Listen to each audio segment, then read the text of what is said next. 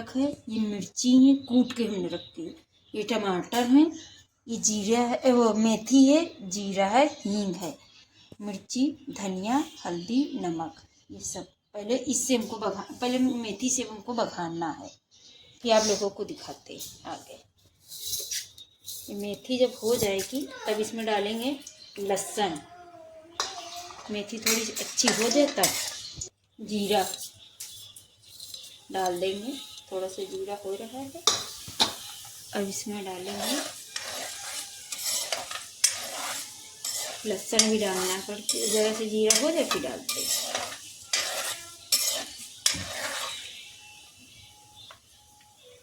अब डालेंगे लहसुन,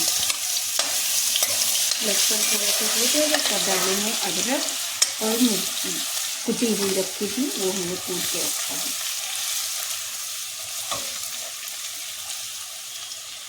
डाल देंगे अदरक, मिर्ची और अच्छे से इसको भून लेंगे। ये देखिए जीरा वो सब लहसुन अदरक सब हो गया, मिर्ची डालेंगे हींग, हींग को मिक्स कर दीजिए।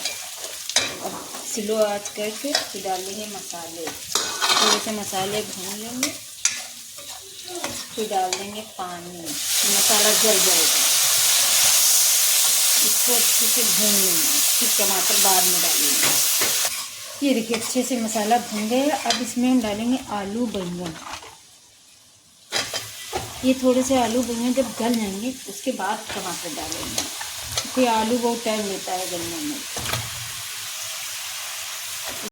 ये देखिए अब इसको अच्छे से मिक्स कर देंगे तेज़ आंच करके, क्योंकि हमने स्लो कर दिया था मसाला ना जल जाए। ये देखिए अच्छे से मिक्स कर दिया, इसको पानी नहीं डालेंगे, ऐसे ही पकाएंगे, पानी डाल देंगे फिर सब्ज़ी नहीं अच्छी होगी।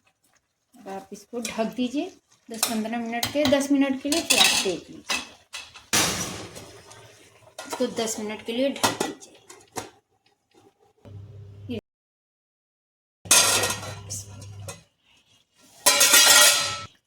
ये 10 मिनट के बाद हमने खोला है, पानी है तो हमने पानी डाला नहीं था।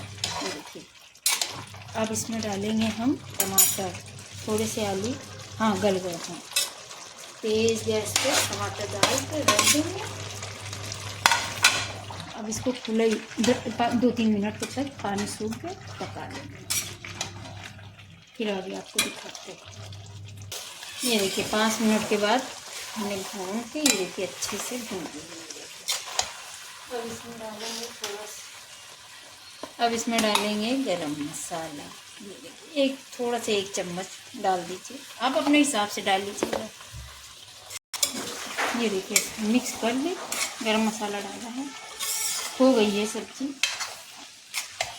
और अब डालेंगे इसमें हरा धनिया, इसको भी मिक्स कर दीजिए सब्ज़ी। अब नमक मिर्चा आप अपने हिसाब से जितना खाते हो आप उस हिसाब से रख लीजिए।